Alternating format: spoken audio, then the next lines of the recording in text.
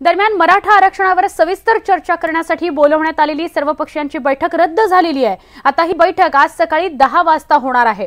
मुख्यमंत्री आणि विधानसभा अध्यक्षांच्या उपस्थितीत होणाऱ्या या बैठकीला दोन्ही सभागृहातील सर्वपक्षीय गटनेते उपस्थित राहणार असल्याची माहिती मिळते आहे।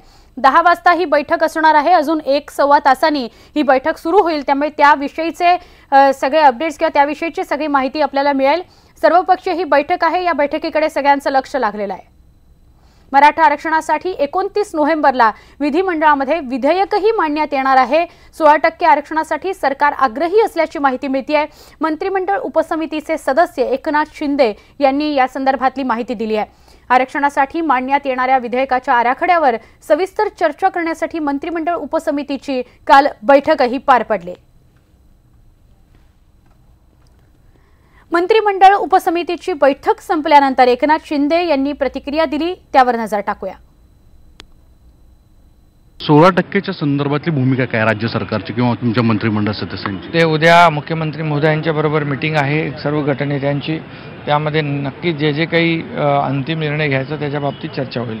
5 तारखेला देण्यात येईल अशी जी चर्चा आहे, वेगळी काही म्हटलं जातं की 5 तारखेपासून याची अंमलबजावणी केली जाईल आरक्षणाची। नाही, आता उद्याच त्याच्यामध्ये ठरेल मुख्यमंत्री महोदयांच्या सोबतच्या बैठकीमध्ये, आणि त्यानंतर अंतिम निर्णय घेतला जाईल। अंतिम निर्णय घेतला जाईल। 16%च्या बाबत मात्र ठोस भूमिका मंत्रिमंडळाचे सदस्य मांडायला तयार नाही आहेत, पण यापूर्वी 16%च दिलं गेलं होतं, त्यापेक्षा कमी देणं हे राज्य सरकार परवडणार नाही आहे। त्यामुळे 16%च्या ह्याच्यावर नेमकं काय तडुका निघतोय आणि आरक्षणाची अंमलबजावणी कधी होती हे पाहणं गरजेचं आहे। व्हिडिओ जर्नलिस्ट उमेश गोविलकरसह सागर कुलकर्णी, न्यूज 18 लोकमत, मुंबई। चला अधिक माहिती घेऊया आमचे प्रतिनिधी प्रफुल्ल साळुंखे यांच्याकडून। प्रफुल्ल, काल मंत्रिमंडळ उपसमितीची बैठक झाली, आज सर्वपक्षीय बैठक होते। या सर्वपक्षीय बैठकीमध्ये खरं तर मराठा आरक्षणाच्या या विधेयकासंदर्भात महत्त्वाची चर्चा होईल, काय अपडेट सांगशील? सुवर्णा, मंत्रिमंडळ उपसमितीची बैठक विधेयकाचा मसुदा कसा असावा या संदर्भात होती आणि विधेयकाचा मसुदा तयार करण्याचं काम, कारण जर 29 तारखेला विधेयक ठेवायचं असेल तर त्याचा एक मसुदा तयार करावा लागेल, जो विधिमंडळाच्या दोन्ही सभागृहात ठेवला जाईल।